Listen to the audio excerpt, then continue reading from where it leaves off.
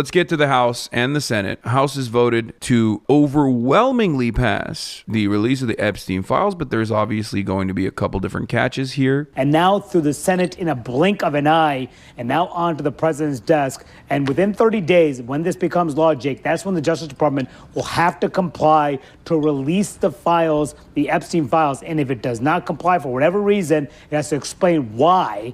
But right now, a remarkable moment as the Senate greenlights passage of this bill that has dogged the House in particular over the last several months. 30 days, this stinks. Everything about this stinks. The greater ability to redact names and information, which I hear is an amendment that some Republicans want to do. And I think that will just invite monkey business, and we can't have that. I think they should just take up the bill as it is, get it signed. Do you guys understand? The fine print, baby. The fine print. The Epstein files legislation clearly says, quote, the Attorney General may withhold or redact any material that would jeopardize an active investigation into national security. Remember when I told you this? As soon as Donald Trump said, oh yeah, we should release the Epstein files, right after he said the DOJ should launch an active investigation into the Epstein files, specifically as it pertains to the Democrats that are involved with the Epstein saga, I told you that he was going to use the active investigation in the same way that he did his tax releases, his tax return release, that he would not allow any information to come out on the grounds of national security. So it'll just be a heavily redacted document that will most likely protect a lot of the powerful Democratic allies as well. Probably a little bit of red meat for the base, though. You have to give him a little bit of red meat, but maybe not even Bill Clinton, honestly. You know, basically, some of the files that we have right now have emails, which you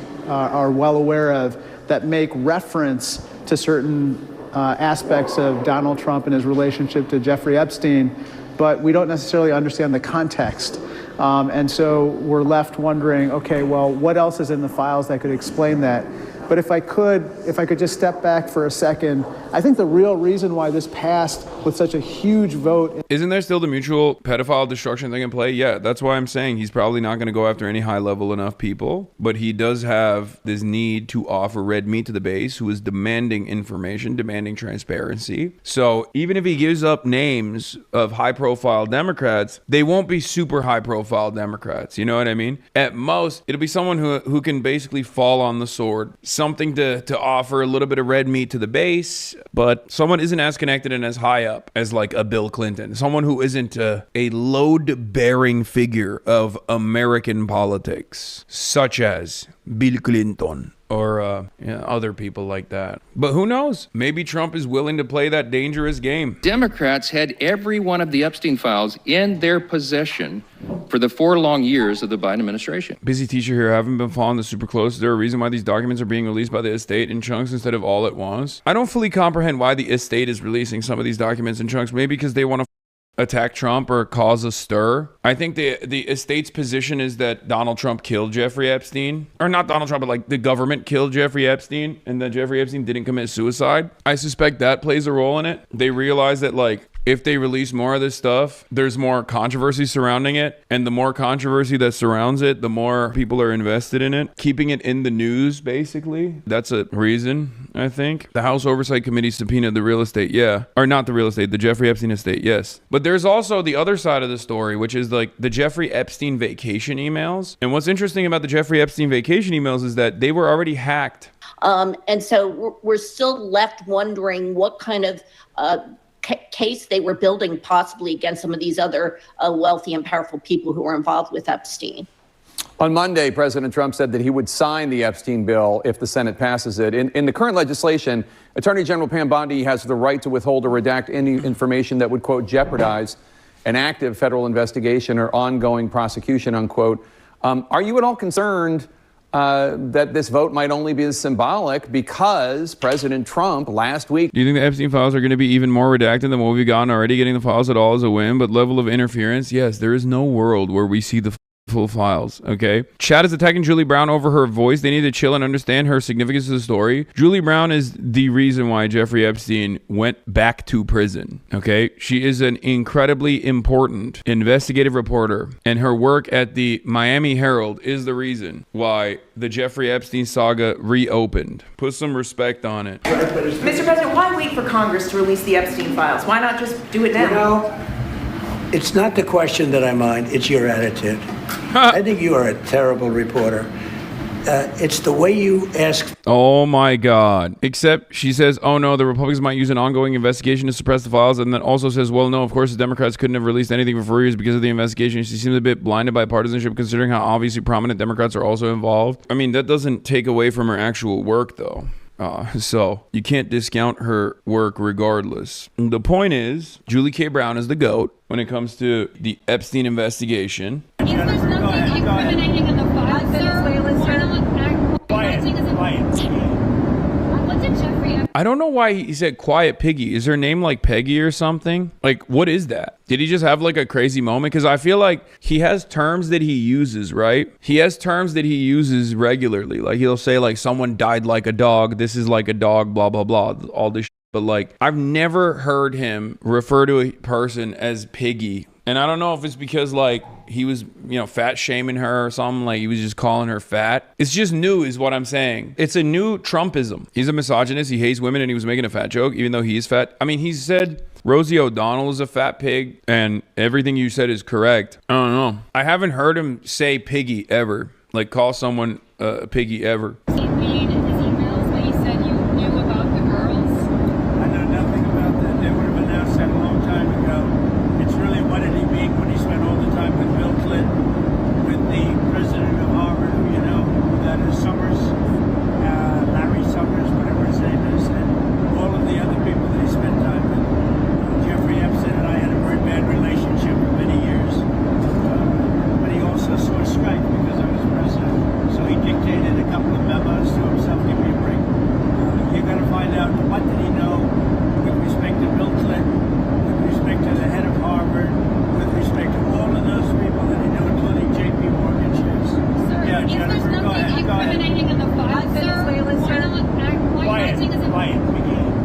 That's such a crazy, like, quiet piggy is so wild. Not a very presidential moment from him. Then again, he is never really presidential if we're being honest. I feel like he's just using new metas here. He's getting like more disrespectful than before. And it could be because his mental faculties are deteriorating. You do get more aggressive as your dementia worsens. Maybe that's part of it. I mean, we'll see. Alicia Mikado, ex-Miss Universe, claims Trump called her Miss Piggy. Dude, fat shaming a Miss Universe is perhaps the gayish trait of Donald Trump. I do not think that a straight man under any circumstance is capable of like that kind of attitude. You're like a old school mean gay. Oh, and the White House is defending it. The White House is standing by Trump's calling a reporter piggy. A White House official tells MS Now News the reporter behaved in an inappropriate and unprofessional way towards her colleagues on the plane. If you're gonna give it, you have to be able to take. That's wild. Epstein survivor. We're hearing the administration say they intend to investigate various Democrats who were friends with Epstein. I beg you, President Trump, please stop making this political. It's not about you, President Trump. Show some class. I voted for you, but your behavior on this issue is a national embarrassment. We are here as American survivors of a man who used his wealth and power to hurt young girls and women. The world should see the files to know who Jeffrey Epstein was and how the system catered to him and failed us. Emotionally, this process has been distressing. First, I can't get over the Miss Piggy thing. Oh my God. It's crazy that he blew up on her because she was doing her job. As a reporter on Air Force One, as a part of the press pool, her job is to literally ask questions to the president. I cannot get over it. And then the White House defended it like, she was being mean. It's like, she was being mean. She was doing her job. What do you mean she was being mean? This is the person who he called a piggy. I just don't understand it. Like, you can't do if you can't take the heat, get out of the kitchen thing when defending the most thin-skinned president of all time. It's like, okay, right back at you, buddy. If you can't be the president, then stop being president. Like, what are you talking about? Conduct yourself a little bit better. Other reporters are saying she's just good at her job. Yeah, I've looked up to Catherine Lucy since I was a Cub reporter and she was a queen of the Philadelphia City Hall press corps. She always has been fearless, fair, and great at asking questions. the administration said it would release everything and applauded President Trump for that. Then it fought to release nothing. Now that checks and balances of our democracy have worked and the bill is getting passed to release the files, we are hearing the administration say they intend to investigate various Democrat Democrats who were friends with Epstein, I beg you, President Trump, please stop making this political. It is not about you, President Trump. You are our president. Please start acting like it. Show some class, show some real leadership, show that you actually care about the people other than yourself. I voted for you, but your behavior on this issue has been a national embarrassment. It is time to take the honest, moral ground and support the release of these files, not to weaponize pieces of the files against random political enemies that did nothing wrong, but to But it is about Trump, just not in the way she wants. I mean, these are victims at the end of the day. I mean, they voted for him. Yes, they did. A lot of Jeffrey Epstein victims voted for Donald Trump. Don't ask me why. Don't ask me what the going on there. I don't understand it. It is what it is, okay? It doesn't take away from their victimhood in this situation. A lot of victims voted for Donald Trump. I mean, remember, Jeffrey Epstein operated in Florida. Jeffrey Epstein operated in Florida, in the state of Florida. These are Floridians. Do with that information what you will, but they are Floridians. Because he promised them justice? Nah, I don't think that's the reason. No. I think it's because they're Floridians. I mean, they're still people, and people have the capacity to make stupid decisions, especially with their votes. I think it's just because they're Floridian. Motherfucker literally campaigned on releasing the files. The f are we talking about? Sure, that could definitely be a consideration. Here's another Trump insanity moment. Donald Trump gets asked about Jeffrey Epstein while he's hanging out with another Jeffrey Epstein affiliate, Mohammed bin Salman, Crown Prince Mohammed bin Salman of the Kingdom of Saudi Arabia. Now, this makes the back and forth even more interesting. I don't care if MSM says he campaigned on it, but I think in this community we need to be accurate and say he did not himself campaign on it. The closest example is the Fox interview that was edited on JD on a podcast. Yes, he was definitely a lot more restrained about releasing the Epstein files than some of his other counterparts that were campaigning alongside him. Let's be real on that. He definitely was not making that the centerpiece of his campaign. He was a little bit restrained on that front, where he would say stuff like, well, you know, the Kennedy files, sure, 9/11, sure, but Jeffrey Epstein, not so much. If you remember, he famously said, a lot of innocents could also go down in the Jeffrey Epstein situation. And of course, what he meant when he said that was himself, which we know now. When he said a lot of innocents or a lot of other people could be tangled with the Jeffrey Epstein stuff, he actually was talking about himself, dude. He just wants to protect his Bubba. Come on. True. Mr. President, why wait for Congress to release the Epstein files? Why not just do it now? You know, it's not the question that I mind, it's your attitude. I think you are a terrible reporter. I'm going to be honest, I think it's the question that he minds. I think it's the question that he minds outside of the attitude. I think the question he definitely minds. I'm going to go out on a limb here and say, nope, you mind the question. You don't like the attitude, but you mind the question for sure, especially in front of MBS. I mean, these are two buddies of Jeffrey Jedediah Epstein, okay? It's the way you ask these questions. You start off with a man who's highly respected, asking him a horrible, insubordinate, and just a terrible question. And you could even ask that same exact question nicely. You're all psyched up. Somebody psychs you over at ABC. You're going to psych it. You're a terrible person. Look at the face of this reporter. Look. Psych it. Look. You're a terrible person. You're like, And a terrible reporter. As far as the Epstein files is, I have nothing to do with Jeffrey Epstein. I threw him out of my club many years ago because I thought he was a sick pervert. But I guess I turned out to be right. But you know who does have? Bill Clinton. Dude, that's Bubba, bro. Chill.